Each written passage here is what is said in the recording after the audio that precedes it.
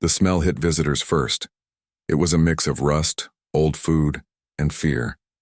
Deep in the lower levels of Kepler Station, the surplus markets never slept.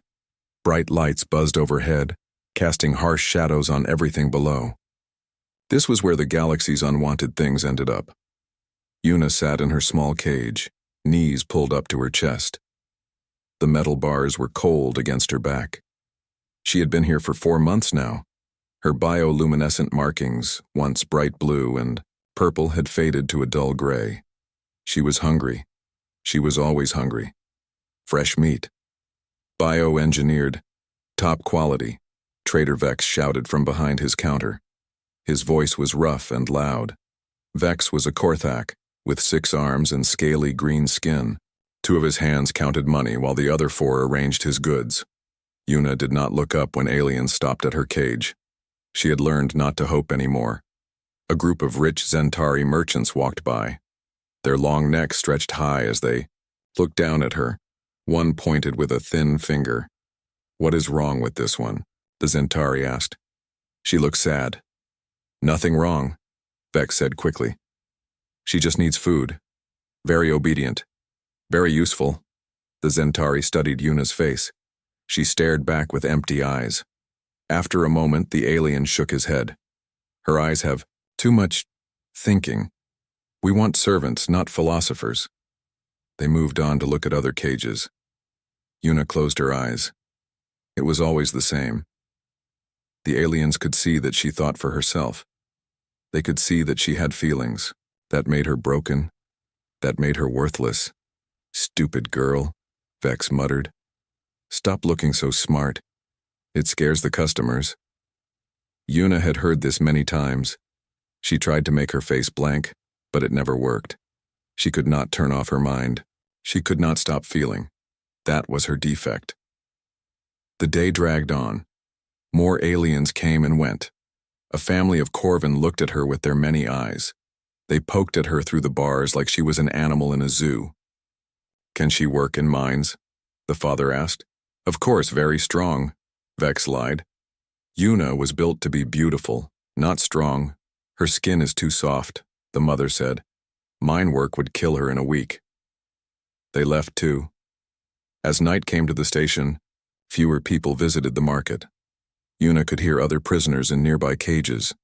Some cried quietly. Others just sat in silence like her. In the cage next to hers was an old Vorthian named Kess. His fur was gray and matted. He had been here longer than anyone. "New price tag today," Kess whispered to Una. She looked at the electronic sign above her cage. The number was smaller again.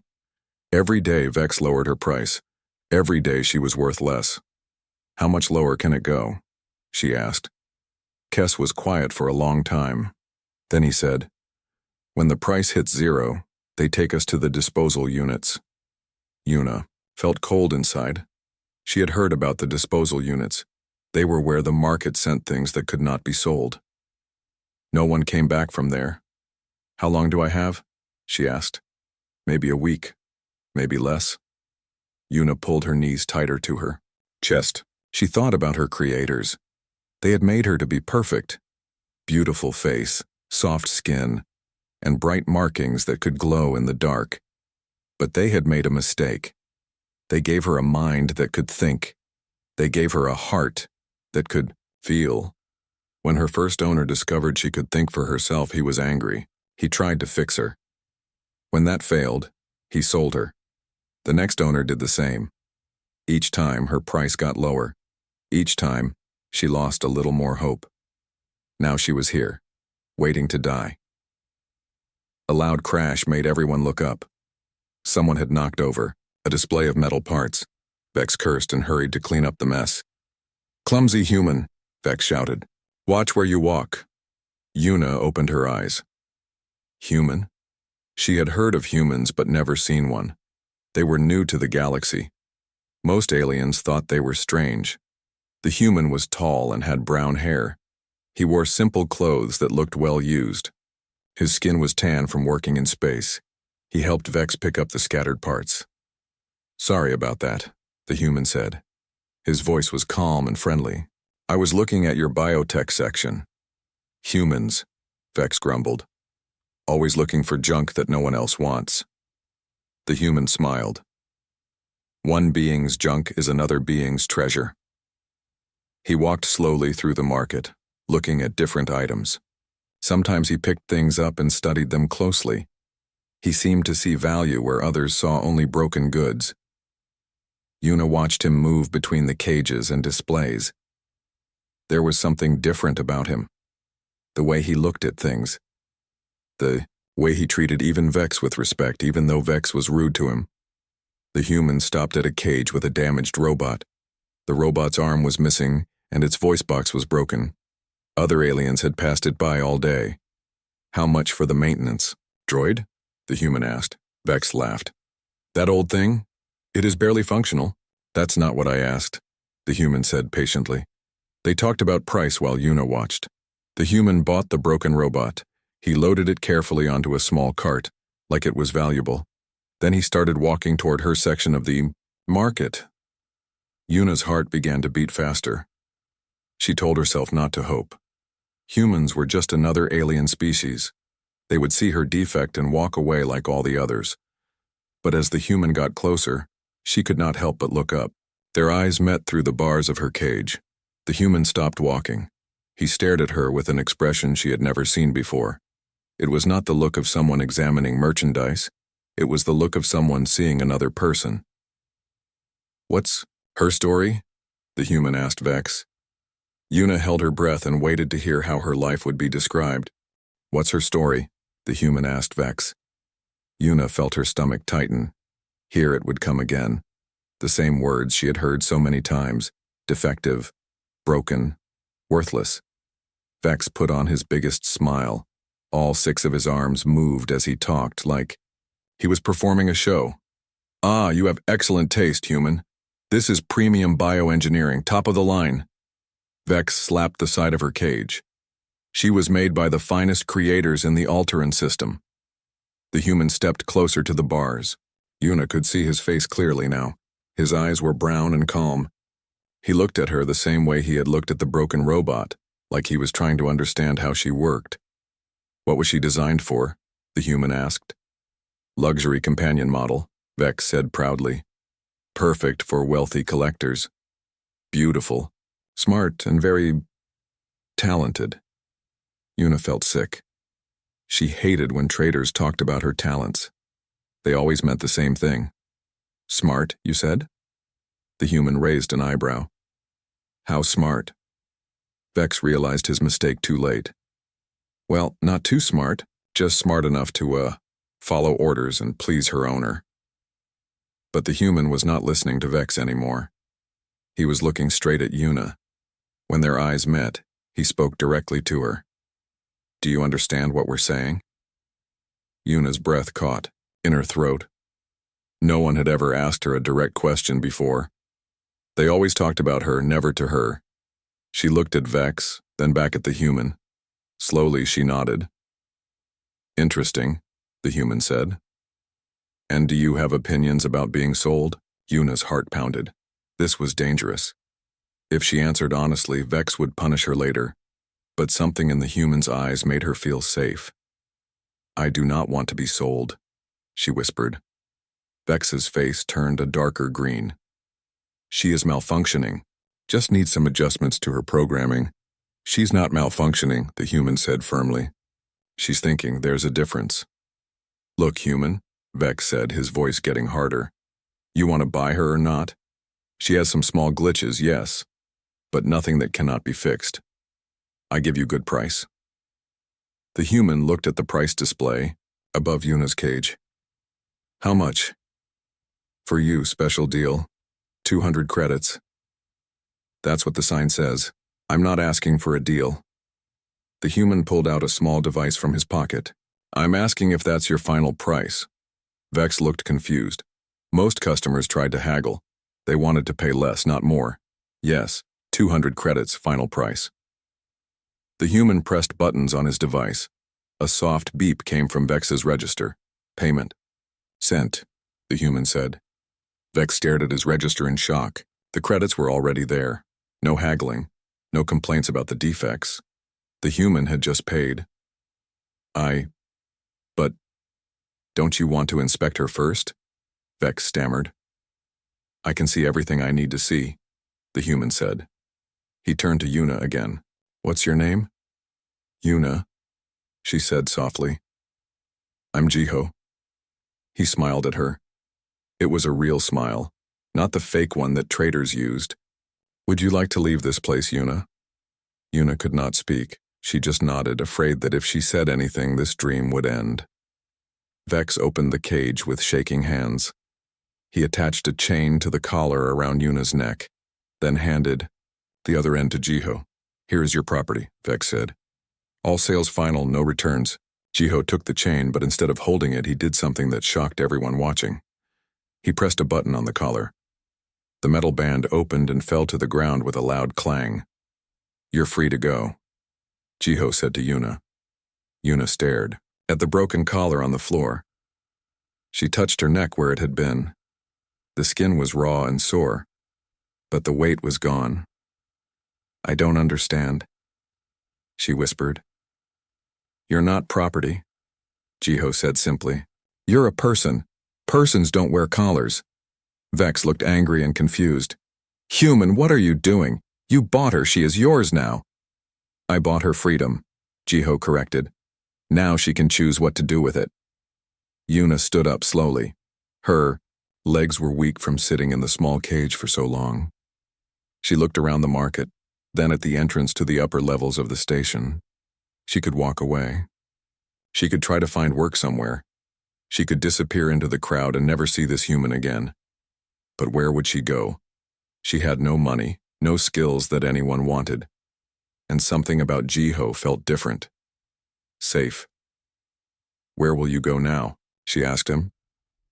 Back to my ship, Jiho said. I have work to do. What kind of work? I fix things that other people think are broken. Yuna looked at the broken robot on his cart, then at herself. Am I broken? No, Jiho said without hesitation. You're exactly what you're supposed to be. Yuna made her choice. Can I come with you? If you want to. They walked together through the market. Other traders stared as they passed. Some whispered to each other. It was not normal for purchased bioengineered beings to walk freely beside their buyers, but Jiho did not seem to care what others thought. He pushed his cart and talked to Yuna like she was his equal. Are you hungry? He asked. Yuna's stomach growled loudly in answer. Jiho laughed. Stupid question. When did you last eat real food? Real food? Yuna was not sure what he meant. Not the nutrition paste they give prisoners. Actual cooked food. Yuna tried to remember. Maybe 6 months ago? Jiho stopped walking. 6 months?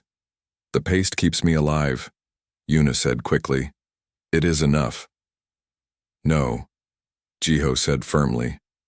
It's not enough. Living and being alive are two different things. They took a lift up through the station levels. As they rose higher, the air got cleaner. The lights were softer. Everything looked more expensive. Jiho's ship was docked on level 15. It was not the biggest ship in the port, but it looked well maintained. The name, Nara's Dream, was painted on the side in faded blue letters. Who is Nara? Yuna asked. Jiho's smile faded a little. Someone important to me. The ship's door opened with a soft hiss. Inside was warm and bright. It smelled like food and clean air. Yuna had never been on a ship that felt like a home. Welcome aboard, Jiho said. The main room had comfortable chairs and a small kitchen area, but what caught Yuna's attention were the signs of recent damage. Scorch marks on the walls, new patches of metal covering holes, burn marks around the doorframe. What happened here? She asked. Jiho followed her gaze. We ran into some trouble a few weeks ago. Nothing to worry about. Now. But Yuna could see worry in his eyes. Whatever had happened, it was not over. Sit down, Jiho said, pointing to a soft chair. I'll make you something to eat. Yuna sat carefully. The chair was more comfortable than anything she had felt in months. She watched Jiho work in the kitchen, preparing fresh food from real ingredients. Why are you being kind to me? She asked. Jiho looked at her while he cooked. Why shouldn't I be? Because I am defective. Because I was made to serve others, not to be treated as equal. According to who? According to everyone. Jiho brought her a plate of hot food. It smelled amazing. Everyone is wrong. Yuna took a yotu bite. The flavor exploded in her mouth. It was the best thing she had ever tasted. Tears ran down her face. What do you want from me? She asked between bites. Jiho sat down across from her. His voice was gentle but serious. I want you to remember what it feels like to be treated like a person. Yuna woke up in a real bed for the first time in months.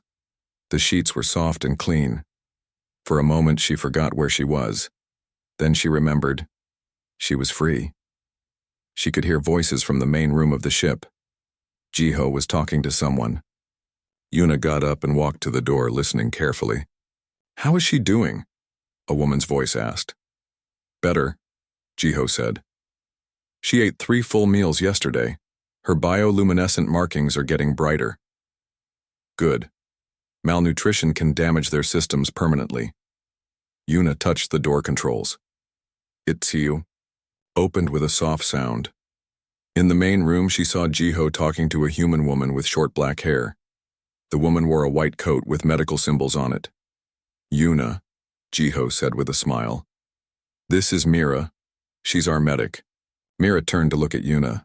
Her eyes were kind but professional. How are you feeling today? Better, Yuna said softly. Thank you. May I check your health? I want to make sure you're recovering properly. Yuna nodded. She sat in a chair while Mira used strange devices to scan her body. The tools were gentle and did not hurt. Your markings are much brighter today, Mira said, studying a small screen. Do you know what they're for? They make me pretty, Yuna said. That's what my creators told me. Mira shook her head. No, that's not their real purpose. These markings are communication organs. They can also store and release energy. I don't understand. Watch this. Mira dimmed the lights in the room. Try to think about something happy. Yuna thought about the taste of real food, about sleeping in a comfortable bed, about being called by her name instead of it or product. Her markings began to glow with soft blue and purple light. Beautiful, Mira said. Now think about something that makes you sad. Yuna thought about her cage in the market. The markings turned gray and dim. Your emotions control the colors, Mira explained. But there's more. Focus on your hand and try to push energy into it. Yuna concentrated. Slowly, her hand began to glow brighter than the rest of her body. She could feel warmth flowing through her fingers. Amazing, she whispered. Your creators told you these were just for decoration because they wanted to keep you weak, Mira said. They were afraid of what you could really do. Just then, another person entered the room. This was a young human man with messy hair and oil stains on his clothes. Jiho, the hyperdrive is making that sound again, he said. Then he noticed Yuna. Oh, you must be the new person. I'm Taiho. Taiho is our engineer, Jiho explained. He keeps this old ship flying. Taiho sat down next to Yuna. Mira told me, you're bioengineered. That's so cool. Can I see how your systems work? Yuna looked confused. Systems? The technology inside you, the biocircuits, the energy storage, the neural networks. It must be incredible engineering. I don't know how any of that works. Taiho's eyes went wide. They never taught you about your own body? She was property, Mira said gently. Property doesn't need to understand how it works. That's terrible, Taiho said. Here, let me show you something. He pulled out a small device that looked like a tablet. This can scan your biosystems and show you what's happening inside. Would you like to see? Yuna nodded. Taiho held the device near her arm. The screen showed a complex pattern of lights and lines flowing through her body. These blue lines are Your biocircuits, Taiho explained. They carry energy and information. The purple spots are storage nodes where you can save power. And these green patterns, wow, I've never seen anything like this. What are they? Yuna asked. Taiho looked at Jiho and Mira. I think these are memory cores, but not just her memories. There are patterns here that look much older. Mira frowned. Older how? Like they came from someone else. Many someone else's. Jiho sat down heavily. Show me. Taiho worked with his device for several minutes. Finally, he showed them the screen. Look at these neural patterns. They're layered. Yuna's own thoughts are on top, but underneath there are dozens of other pattern sets. What does that mean? Yuna asked. It means, Jiho said slowly, that you're not just bioengineered. You're carrying the memories and knowledge of other beings. Mira checked her own scanner. These pattern signatures, they're from species I don't recognize. Old species, dead species, Jiho said quietly. That's how bioengineering really works. They harvest neural patterns from extinct races and build new bodies around them. Yuna felt cold inside. So I'm not really me? No, Jiho said firmly. You are absolutely you. But you're also a living library of lost civilizations. That's why you think so deeply. That's why you feel so much. You have the wisdom of entire species inside you. And that's why the aliens fear you. Mira added. You're not just a servant with their people's memories. You're their people, reborn. Before Yuna could respond, alarms began blaring throughout the ship. Red lights flashed on every wall. What's happening? Yuna asked. Taiho ran to a control panel. 3 ships just dropped out of hyperspace. They're coming fast. Who are they? Jiho demanded. Hegemony Patrol. They're hailing us, Jiho cursed. On screen, a hologram appeared in the center of the room. It showed an alien with gray skin and cold black eyes. His uniform was covered in medals and symbols of rank. Human vessel Nara's Dream, the alien said. This is Commander Zek of the Hegemony Fleet. You are carrying stolen bioengineered property. Surrender immediately or we will take it by force. We're not carrying property, Jiho said to the hologram. We have passengers. Bioengineered units are property of their creators, Commander Zek replied. Return the stolen goods and you will only face minor penalties. And if we refuse, then you will be destroyed. The hologram disappeared. Taiho was already working at his controls. Their weapons are charging, he said. We have maybe 2 minutes before they attack. Can we outrun them? Mira asked. Not with 3 ships, Taiho said. They've got us surrounded. Jiho looked at Yuna. There's something you should know. This isn't the first time this has happened. The hegemony has been hunting us for months. Why? Because we've been doing what we did for you, freeing bioengineered beings, teaching them that they're people, not property. How many have you saved? 43, Mira said. We've helped 43 beings find new lives. Yuna felt a strange warmth in her chest. These humans had risked their lives over and over to help people like her. Not for money or fame, but because it was right. What happens now? She asked. Now we fight, Jiho said, or we try to run. But I won't surrender you or anyone else to them, Taiho called out from his station. They're moving into attack position, 30 seconds. Yuna stood up. Her markings began to glow brighter. What if I gave myself up? Would they let you go? No, Jiho said immediately. And I wouldn't let you anyway. But you could save yourselves. Yuna, Mira interrupted. That's not what humans do. We don't trade lives, we don't leave people behind. The ship shook as the first energy blast hit their shields. Shields at 60%, Taiho shouted. Yuna felt something stirring deep inside her. The memory patterns that Taiho had discovered were becoming active. She could sense knowledge that was not her own, but somehow was part of her. There might be another way, she said slowly. What do you mean? Jiho asked. Yuna looked at her glowing hands. The energy inside her was building, stronger than she had ever felt before. I don't know yet, But I think the people whose memories I carry, they want to help. Another blast rocked the ship. The lights flickered. Whatever you're thinking, Jiho said, remember that your life matters too. You're not a tool to be used up. Yuna smiled at him. I know, you taught me that, but sometimes when you care about someone, you choose to take risks for them. She moved toward the ship's main console. Taiho, can you show me how to connect to the ship's systems? Yuna, what are you planning? Mira asked. Something my creators never imagined I could do, Yuna said. Her markings blazed with brilliant light. Something human. Yuna placed her glowing hands on the ship's main console. The moment her skin touched the metal, everything changed. Energy flowed from her body into the ship's systems. But it was more than just power. Information, memories, and knowledge that was not her own flooded through the connection. Yuna! Mira called out. Your biosigns are going crazy! But Yuna could barely hear her. In her mind, she was no longer alone. Voices spoke to her, not with words but with feelings and images.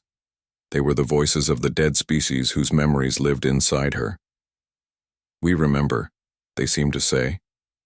We remember what they did to us. Another energy blast hit the ship.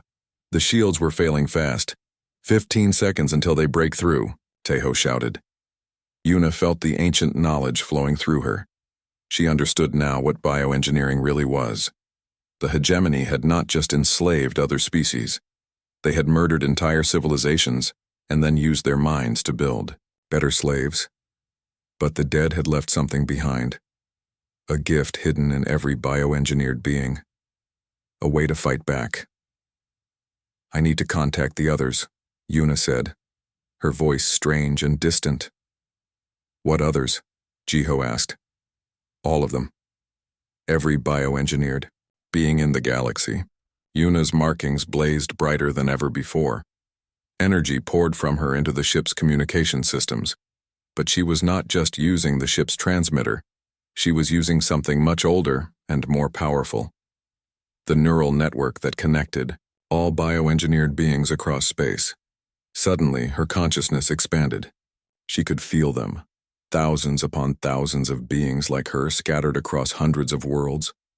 Most had never known they were connected. Most had never known they were anything more than property. But now they felt her call. Remember, she sent to them. Remember who you really are. On a mining world far away, a bioengineered worker named Kyung suddenly stopped working. His markings began to glow as ancient memories flooded his mind. He remembered being free. He remembered having a name and a family and a home among the stars. On a pleasure station, a bioengineered entertainer named Hana felt the same awakening. She looked at her owner with new eyes. Not the eyes of property, but the eyes of someone who had once ruled worlds. Across the galaxy, the awakening spread. In factories and homes, in mines and palaces, bioengineered beings stopped what they were doing and remembered. Back on the ship, the hegemony vessels were preparing their final attack. Shields down, Taiho called out. Next hit will break through. The hull. But Yuna smiled. Through the network, she could feel something incredible happening. The awakened beings were not just remembering their past. They were sharing their knowledge, ancient sciences, forgotten technologies, weapons and defenses that the hegemony had thought were lost forever. Taiho, Yuna said calmly. Reroute all power to the forward arrays. What forward arrays? We don't have any weapons. We do now. Yuna's energy flowed through the ship's systems, transforming them. Using knowledge from a dozen dead civilizations, she turned their simple salvage vessel into something the galaxy had not seen for 1,000 years. The ship's hull began to glow with the same light as Yuna's markings. Energy weapons emerged from hidden panels. Shields stronger than anything the hegemony had ever faced surrounded them. Commander Zek's voice came over the communicator, no longer confident. What is that ship? But Yuna was not done. Through the network, she reached out to every bioengineered being who was near a computer, a ship, or any kind of technology. Use what they gave you, she told them. Turn their tools against them. Across the galaxy, The revolution began. On every hegemony world, bioengineered slaves suddenly knew exactly how to disable security systems, how to access hidden files, how to turn their masters' weapons against them. Mining equipment became weapons. Entertainment systems became communication networks. Pleasure craft became escape ships. The hegemony had built their empire on the backs of slaves who carried the knowledge of their victims. Now that knowledge was awake, and it was angry. Impossible! Commander Zek screamed as his ship's systems began failing. His bioengineered crew members had just accessed control codes that should not have existed. Yuna opened a channel to all 3 hegemony ships. "This is Yuna of the free ship Nara's Dream," she said. Her voice carried across space. "With the authority of lost empires, you are surrounded by the ghosts of everyone you have murdered. Surrender now or face the judgment of the dead." The hegemony ships tried to run, but bioengineered beings on hundreds of worlds were already sending out the evidence. Hidden records of genocide. Secret locations of mass graves. Proof of crimes that stretched back centuries. The galaxy would know the truth. Commander Zek's ship managed to escape into hyperspace, but the other 2 surrendered. Their own crews had turned against them. As the immediate danger passed, Yuna slowly disconnected from the ship's systems. She swayed and nearly fell, but Jiho caught her. "Are you all right?" he asked. Yuna looked around at the faces of her friends, her family. They were looking at her with worry and care, not fear or greed. "I am more than all right," she said. "For the first time in my life, I know exactly who I am." "And who is that?" Mira asked gently. "I am Yuna. I am a person, and I am the voice of those who can no longer speak for themselves." Over the following days, news spread across the galaxy. The hegemony's empire was collapsing as bioengineered beings everywhere learned the truth about themselves. Some chose to return to the worlds their ancestors had come from. Others decided to build new lives in new places, but all of them knew they were free. 3 months later, Yuna stood in the place where her cage used to be. The surplus market was gone. In its place was a refugee center, helping newly freed beings find homes and families. Jiho walked up beside her. "Any regrets?" he asked. Yuna smiled. "About what?" "About staying with us instead of going back to your ancestors' homeworld." Yuna thought about it. She could have left with the others. She could have tried to rebuild the civilization that lived, in her memories. But she had learned something important from the humans. "My ancestors are part of me," she said. "But I am not them. I am something new. Something that could only exist because a human taught me that being different is not the same as being broken." She looked around at the center. Bioengineered beings were learning to read, to make choices, to dream of futures they could create for themselves. "Besides," she added, "there are still people who need help, still cages that need to be opened, still beings who need to remember that they are not property." Jiho nodded. "So we keep working." "We keep working," Yuna agreed. A young bioengineered boy ran up to them. His markings were just beginning to show color as he learned to express his emotions. "Yuna," he called out. "Will you tell us the story, again, about the human who stopped?" Yuna knelt down to the boy's level. "Which part do you want to hear?" "The beginning, when you thought no one would ever see you as a person." Yuna looked up at Jiho, then back at the boy. Once upon a time, there was someone who had given up hope. She thought she was broken because she could think and feel. She thought she was worthless because she was different. "But she was wrong," the boy said excitedly. "She was very wrong," Yuna agreed. "Because being human is not about what species you are. Being human is about seeing the worth in others and in yourself. It is about choosing to care, even when it is hard. It is about never giving up on the idea that everyone deserves to be free." The boy hugged her and ran off to play with the other children. Jiho smiled. Think he understood the lesson? Yuna watched the children playing, beings from a dozen different worlds and species, all learning that they could be friends, all discovering what it meant to choose their own paths. He understood the most important part, she said. Hope is never really lost. Sometimes it just needs someone to stop and notice it. She took Jiho's hand. Thank you for stopping. Thank you for teaching me what it really means to be human, he replied. Together they walked back toward the Nara's dream. There were more markets to visit, more cages to open, more beings to remind that they were worth saving. The revolution was just beginning,